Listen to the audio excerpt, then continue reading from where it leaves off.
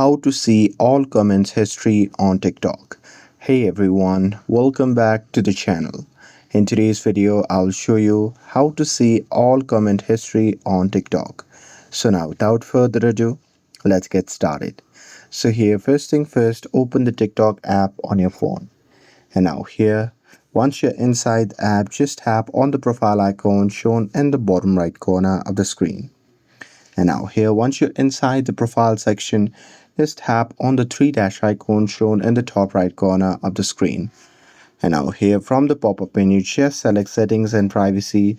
And now here, once you're inside the settings and privacy section, what you can do is you can simply scroll down and there you'll see the option labeled as activity center.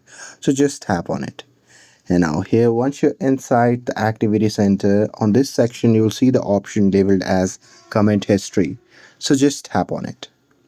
And now here in this section, you'll see all the comments that you have done in the TikTok so far.